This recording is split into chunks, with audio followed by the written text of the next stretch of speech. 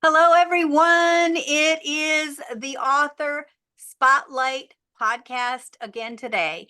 And I want to welcome you. And I'm Cynthia Martin, one of your hosts. The other host is yourauthorhub.com. And we want to welcome you. We are those who love books, we love authors, and we love talking about all things related to authors and books. So today I have a special guest. Our guest today is Sunny Flynn. And she's going to be talking about one of her books. And I just want to welcome you today, Sunny, and ask you to just share a little bit about your book and a little bit about you. Well, nice to meet you, and thank you so much for having this fabulous podcast. As an author, I so appreciate it.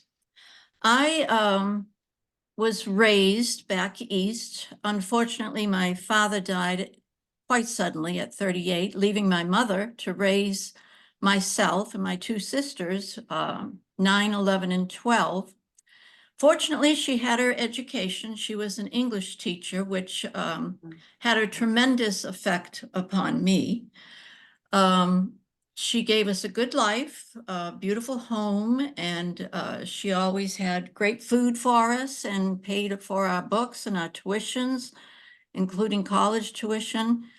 And it was a good life. She was tenacious in that she wanted us to figure out who we were, who we wanted to become, how we were going to get there, and to always remember we were not special than anyone else in God's eyes, and to always figure out how to give back, whatever it was, to give back and to help others. She was smart enough that she explained to us, as young as we were, that she worked all day.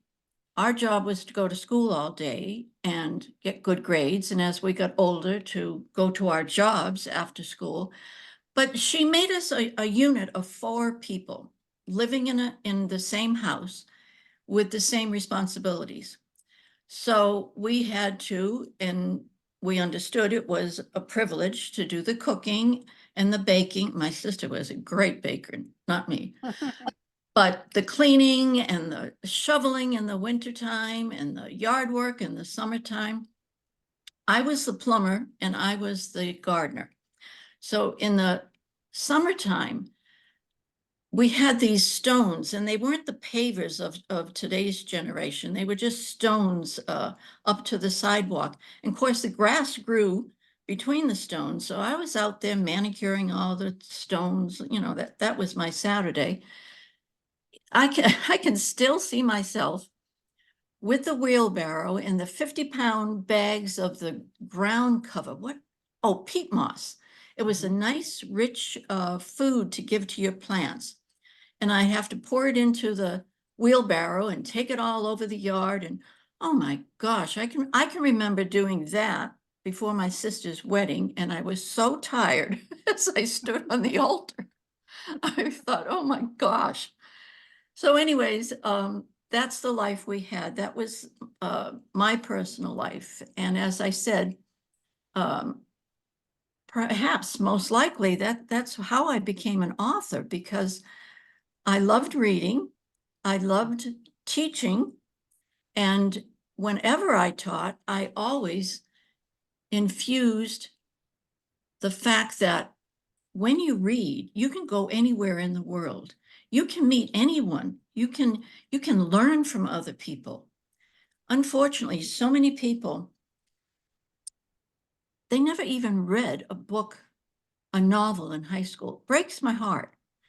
So I would introduce all these novels. And to start off, I would always choose Flowers for Algernon, because that was a boys' book. Boys could get into that.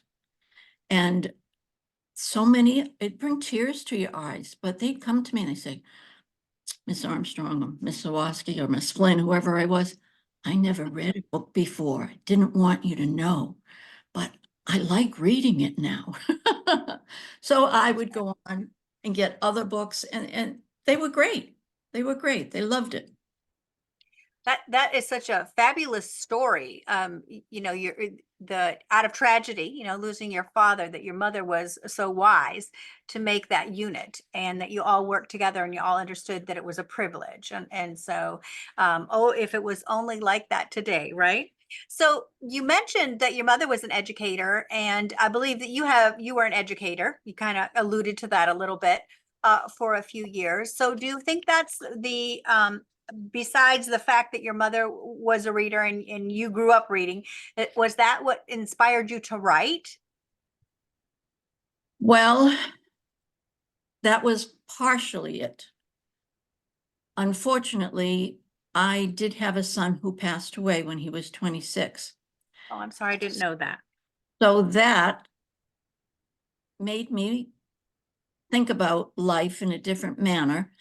I moved about 4 years after he passed, and I found in the back of the closet um, his shirt, his new shirt, his pants, and a tie. And I was relatively surprised, not really, and that's a whole nother book. But I had had my girlfriends go over to his apartment and donate everything except his shirts, because I thought, well, maybe later on I could have a wall mural made of, or like a quilt. And I did, and it's right here in my office. Anyways, I thought, I wonder if Nick's spirit would follow these clothes if I donated them. And what could happen? Could he bring joy to someone, or comfort to someone, or help someone somehow? So that's how the three coats came about. So And just let me interject for a second. For those of you who are watching, the title of Sunny's book is The Three Coats. And so we're going to just talk a little bit right now as she's introducing the topic. And I'm can't wait to hear about this in the future. But I want to, in a few minutes, but I just wanted to make it sure that you knew that the name, the title of this book is The Three Coats. So go ahead, Sunny. I didn't mean to interrupt you, but I'm ready to sit and listen. And I wanted to make sure they knew the title. thank you so very much. Thank you for pointing that out. So I forgot the question. Well, you were just telling me that, and the audience, that you had found these three pieces, and you were Oh, wondering what would happen if you had, if you donated them. What, and that's about where I interrupted you. okay. So being a visual learner, I had to go to an art store and get a big poster. It was like about 6 feet long and 3 feet high. Because when I taught, I always asked my students right after I had taught something, all right, who can tell me what I just said? And at first, I mean, it was dead silence. I mean, whatever teacher said that, don't call on me. I'm just, slouching down in my chair. I'm not going to talk in this class. What, And, right? and I said, all right, let me help you out. Someone start by just saying one or two things that you remember, or one or two words of something I just taught you. And then someone else can pick it up. And if that doesn't work, how about if I say, no homework tonight? Well, the hands flew up. So that's how I ran my classes. And every time I taught something, I stopped and I asked them to repeat. Tell me what I just said. Tell your neighbor what I just said. Write down what I just said. And then I would put it on the board. Always on the board. I always had to have a visual as a kid. You could tell me something 50,000 times and I wouldn't remember it. But you show me on a chart, or you show me how to imagine the words on a wall, then I could imagine, then I could learn it. So that's how I started my writing. And I sit down in the morning and I look at my board, and I knew I had to get a subject matter. So I thought, well, let me think of, three coats that Nick had. And then I had to get three young men, and I put their names on the board, and I wanted the whole book to be multicultural. So I had Damien, I had Peter, and I had Ramon. And then I went and I outlined their cultural traits, their looks, their size, their attitude, their family. And I built the story from there. Uh, I'm just stunned. What a fabulous way to help an author to almost outline, but in a different way. That we have these pieces now, I can move these pieces around. And I jokingly tell when I was in college, and even still today, but the longest papers probably, I can't say that because I've written a book since, but up until my books, the longest papers I ever wrote were in college. And so I would study and study and study and read tons of books because I love books. And I would write out sections of things that I wanted to mention in my paper. And then back then, that was before we had computers. I'm aging myself. And I would cut these pieces out and make, like the sentence out of a piece of paper or the paragraph. And then I'd have all these, and then I'd just put them out on my living room floor. And then I'd move those paragraphs around until I got it the way I wanted it so I could put it together. So it's kind of the same thing, but you're doing it with, this is the piece of clothing, this is the different character, this is what he looks like, this is his name. What a great way to structure that. So, and I love the visualization. You're obviously a teacher. I know you work that way, but not always people who are teachers are really teachers. And I always say in my family room, I have an 8.5 by a 6 by 8.5 whiteboard in my living room. And so that's when I go to people's houses and they have a whiteboard in their living room, I think, oh, if they're a teacher, who else has a whiteboard in their living room? I do, because I have home groups and people come over and I have to write on my whiteboard. So what a great pointer for, I know we're talking about books, but what great inspiration for teachers. And I am going to I wrote it down and put a little star by it to say, Oh, what did I just say? I'm going to use that in my next group. I love it. So you got your characters and you decided out of an, I kind of just passed over this, and so let me say I'm sorry for your loss. I didn't really realize that that was something that was true in your life, because this book is fiction. So I right. wasn't, if it was something just from your imagination. So you took something of your life, but brought it into a different realm. Is that right?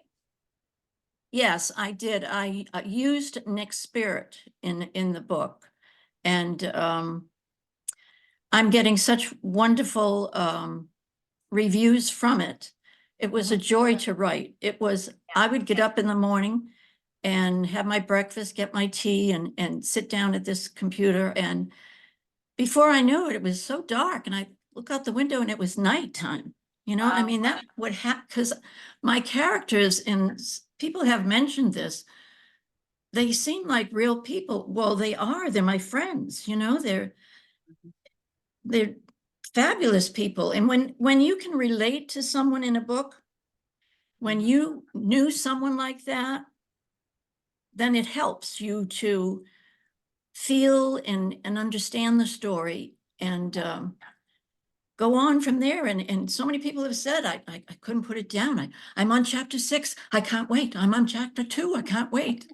Well, I think it makes the story come alive. And would you agree? I know we're not talking about me, but I know my first book, I look back on it and I've just decided I'm going to rewrite it because I've never been happy with it for the general public, because I found the book to be very healing for me.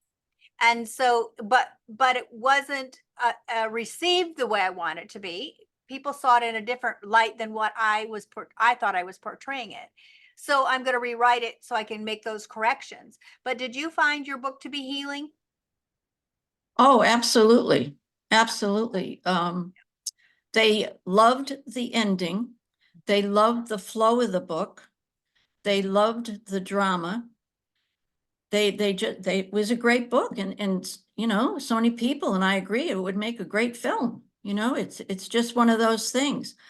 May I say something in regards to you Oh, rewriting your book? absolutely. Yeah, absolutely. I would just write another one Yeah, on the same subject matter, because yeah. your book, the way you wrote it, helped you. And if it helped you, there's another person out there that it helped, if not 1,000 people. So Yeah, I wouldn't change a word of it.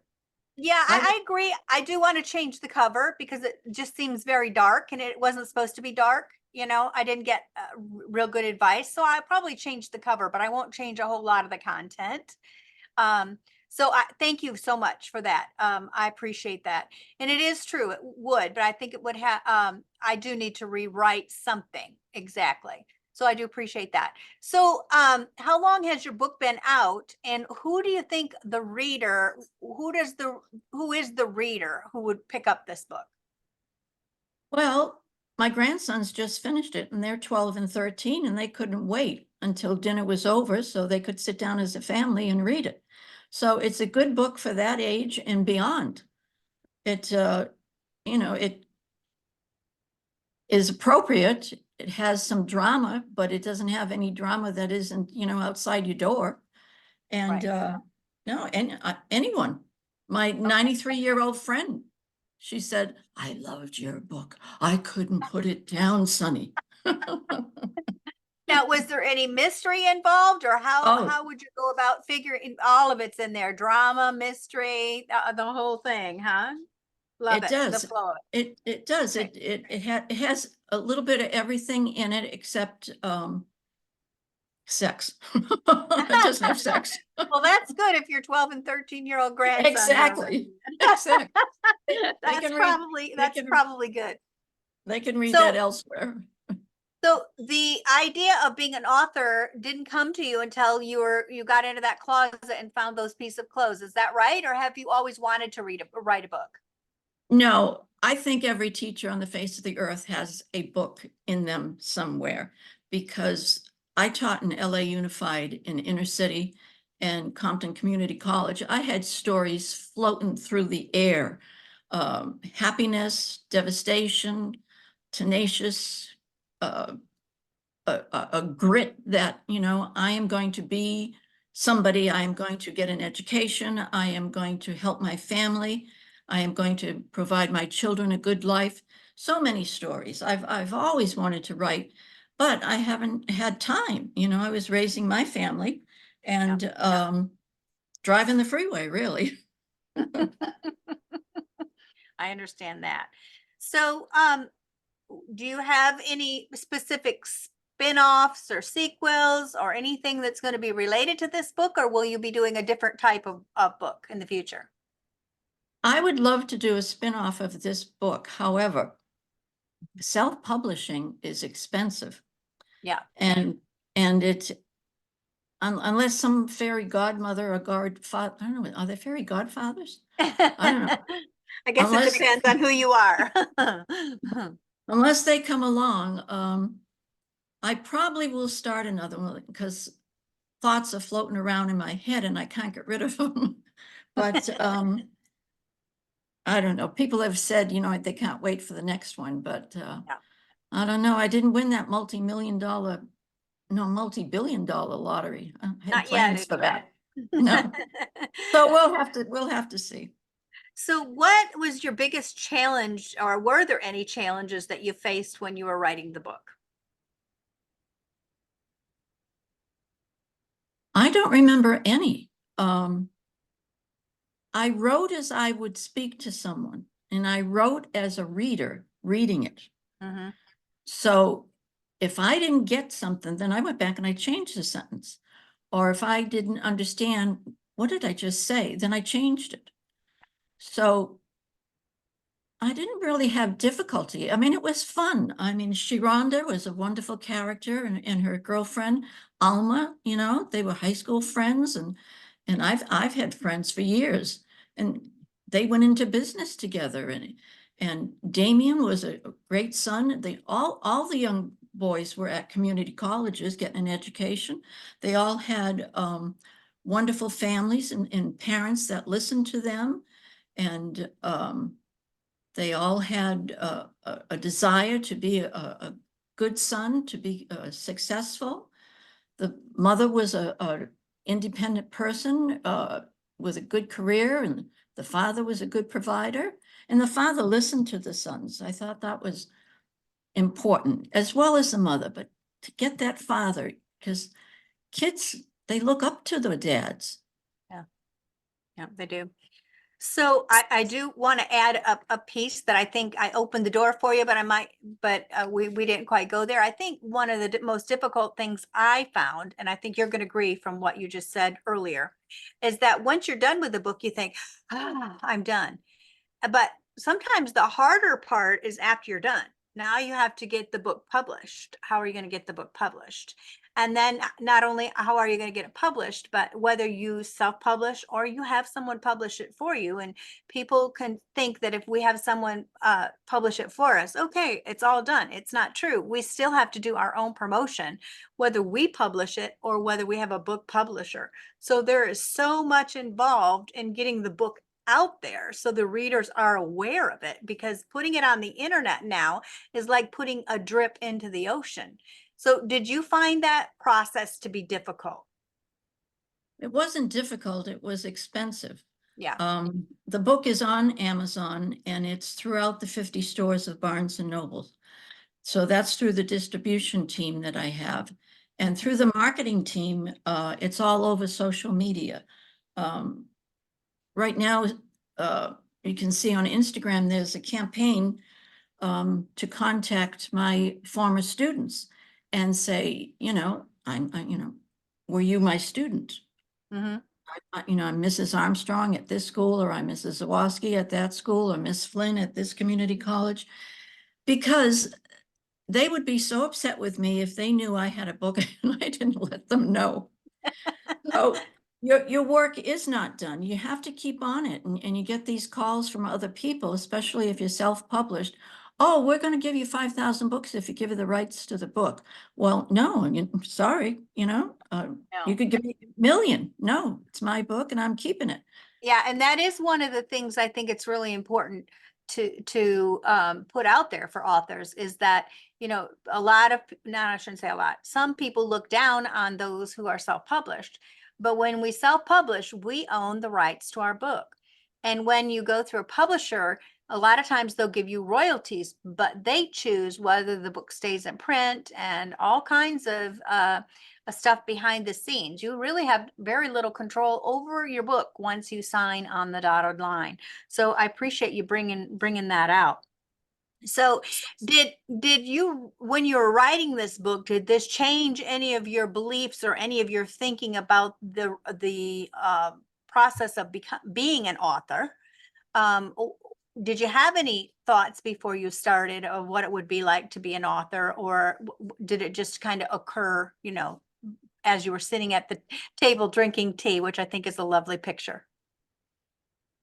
No, not really, because once something gets into your head and it keeps knocking there and knocking there, you know, you're getting help from somewhere. Yeah. And I truly believe in the spirit of my son. Yeah. And this is really a tribute to him. And I went through the pain of the grief for years. And that's a whole nother book, as I had mentioned. Mhm. This book was a happy book to write. It was a fun book to write. I have new friends. Sharonda and Alma and Timmy are my friends, and Damien and Peter and Ramon. They're all my friends. And the ending of the book, I mean, my grandsons called and they cheered and they clapped and they said, Nanny, Nanny, Nanny, we loved your book. We loved every word of it. We loved the ending. Yay, Nanny. From an 11 and a 12-year-old. Yeah.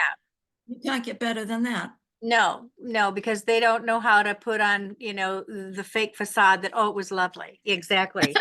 Yeah, exactly. Yeah, I understand that. I do seminars, and you ask for feedback and they'll say, oh, it was really good. Well, really good doesn't help you. Okay. There had to be something wrong, something that I could improve. Oh, it was really good. And you're like, oh, okay, well, that's not going to go. I mean, I appreciate that I can give really good seminars, but you always want to know what could I have done to make it better. So exactly. I get that, but good for your grandsons. So what's ahead in the future for you, Sonny Flynn? And I do want to mention, if you're seeing on the video that Sonny's last name is Armstrong, um, Sunny Flynn. That was her birth name. And so she's written under, that's her pen name, Sunny Flynn. So I want to make sure that you know that. It's Three Coats by Sunny Flynn, if you look for it at Amazon or Barnes and Nobles.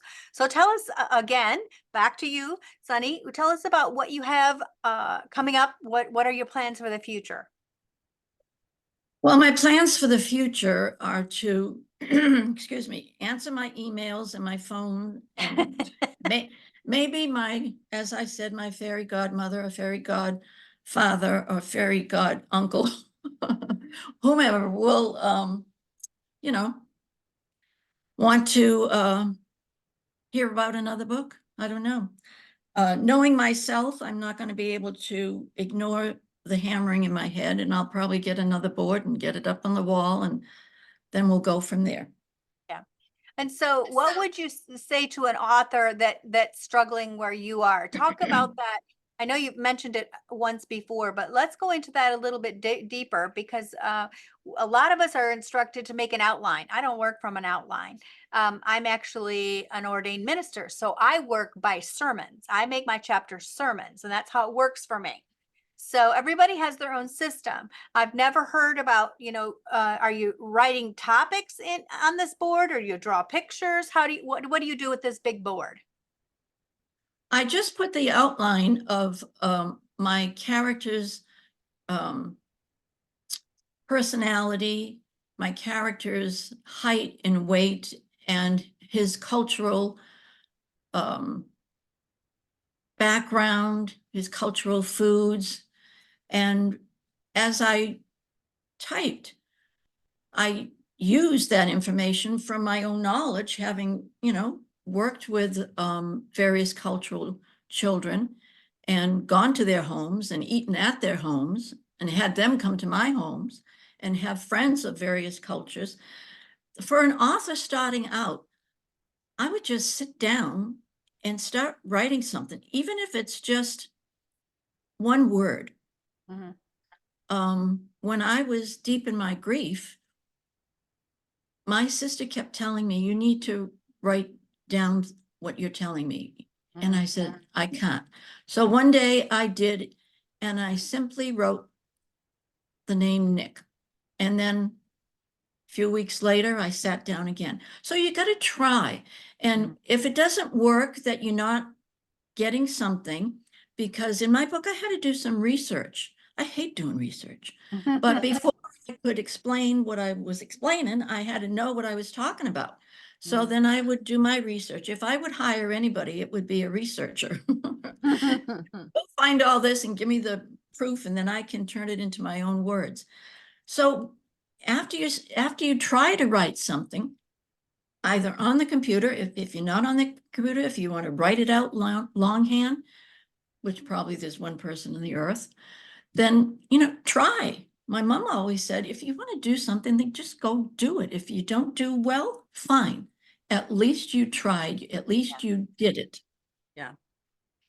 I think I would have very much enjoyed knowing your mother. She sounds like Oh, she was a fabulously wonderful woman, and she gave you such a great, stable early life, and outlook on life, and her love of being responsible and education, and her love of reading, and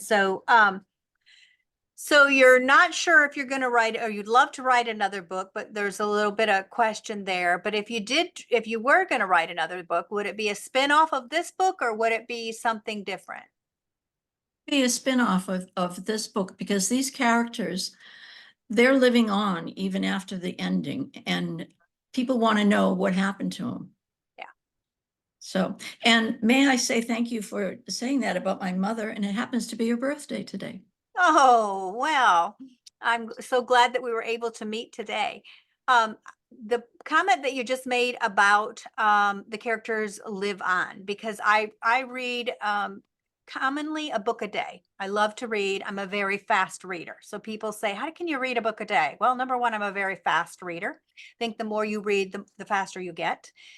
Secondly, I get up very early in the morning, and my husband goes to bed really early in the evening, and I awake for about 2 hours, and I usually will go to bed at the same time he does, but I'll read for 2 hours. So I have probably somewhere between minimum probably to 4 hours a day that I read. So that gives some context. But when I get done with the book, I think that was a really good book. And then I wonder what would it be, what their lives were like, later on.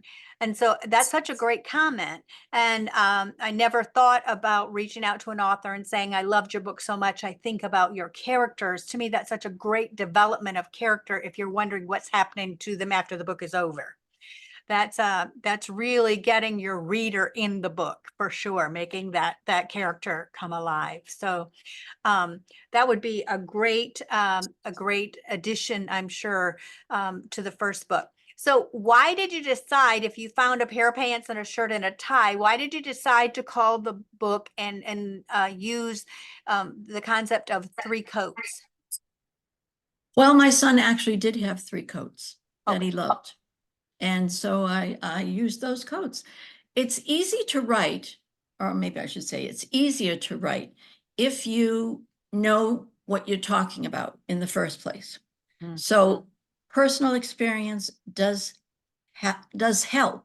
You don't have to experience everything, because the world will give you that experience. But sometimes you need research. So you get the research before you start, writing your paragraph. Otherwise, it's not going to be anything that anyone's going to understand. And so my book really is based on some fiction, nonfiction. Mhm. But basically, it's fiction because the whole idea was fiction. And when we think about a coat, and I just kind of went there mentally in my own life or in my husband's life. We have lots of coats, even though we live in Florida, because we travel to Michigan to see our children. So we have all kinds of coats. We have light coats. We have heavy. My husband has a very heavy down London fog full length coat that he wears when we go up north because he gets cold easily.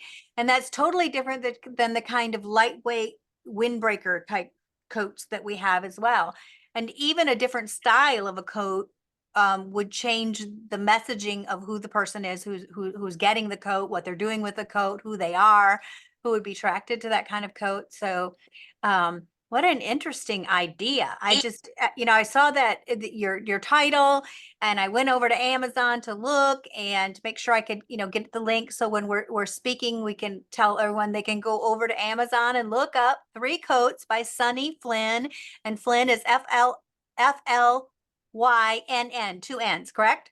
Correct. Two N's. Wanted to make sure. And so go over there, Sunny, Sunny, Flynn, Flynn, at Amazon. And the name of the book is Three Coats, The Three Coats, right? The. Right. And so Also you at can, Barnes and Nobles. and it's at Barnes and Noble, so you can find it easily. But I told my husband actually yesterday that my interview today was with a lady who wrote a book called Three Coats. And I said, isn't that cool? And he just looked at me like, what? But I've been thinking about your title and what that would be like for a couple of days. So there's just very something intriguing about the whole concept and the whole idea. And so I'm just really pleased that I got to meet you and excited to hear about your book and how you put that out there and your board and how you taught. And like I said, I'm going to steal that idea when I have my group on Sunday, and I'm going to ask them, now tell me, what did I just say? I think that's going to be a great feedback piece. So I appreciate that. So Sunny, before we get ready to close today, what would you like to say to an author that's out there, or both, to a new author? What would you say to them? And then secondly, give a call as for someone to go and buy the book. Why would you say someone needs to buy the book? Well, again, as an author, take a chance, try it out, Yeah. adjust what you need to adjust, and just keep on trying. And if you need help, there's help online, there's help at libraries, there's help from your friends. So you're not alone in it. And as to the book, it's a wonderful story. It has a beginning, it has a middle, it has an end. It stopped when it needed to stop.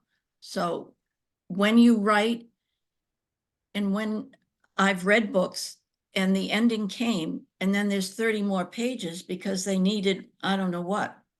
More pages. That's about it usually. Yeah. The publisher wanted more pages or something, but it didn't make, you didn't need that extra. So when you're done writing, as you said, you're finished. That's the story. That was the beginning, the middle, and the end.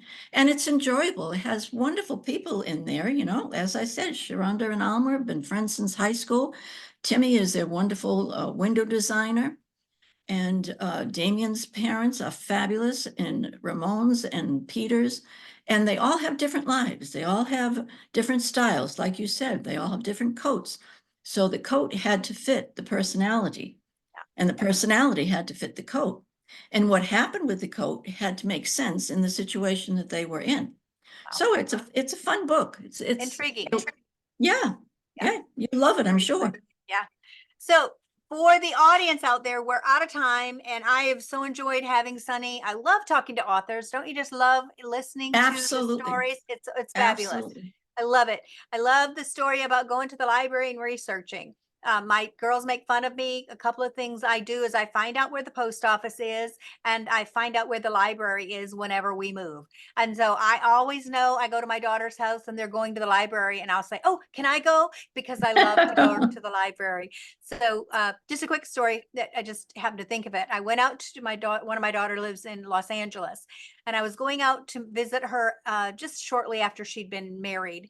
And, obviously I knew her husband, but I hadn't really spent any significant amount of time. And so when I went out there, he said, "What are you going to do?" And she said, "Well, I'm going to take her to the library." And he was like, "You're going to take your mother to the library?" And she went, "Yeah, she'll love it." And we went everywhere, but I loved the library. It was a beautiful library in Los Angeles. So if you're ever out there, go to the Los Angeles Library downtown. So anyway, Absolutely. it's Absolutely. beautiful. I just want to say thank you so much, Sunny, for being our guest today. And we're out of time, but I hope all of those of you out there that are listening to the podcast, either audio or on video, that you've enjoyed talking to Sunny Flynn, because you want to make sure you get that book, Three Coats by Sunny Flynn. You can get that at Amazon, or you can get that at Barnes and Noble. Sounds like it's a great book for adults and for children and boys. If you have grandchildren like I do, or children, sometimes it's important to find a book that a boy will read. And it sounds like this is a great book for that. So I want to encourage you to go over and get the book, because we want to help her out so that she'll give us another one. And so we want to thank we want to thank you, Sunny, and we want to thank our sponsor, yourauthorhub.com, for helping us make this podcast happen. I keep saying happen. And so again, I know I've mentioned it already. Be sure to run on over to Amazon or Barnes and Noble and grab that book. And thank you for everyone who's watched today. And thank you, Sunny, for being our guest. Thank you Bye-bye. so very much. Thank you. Bye-bye. Bye now.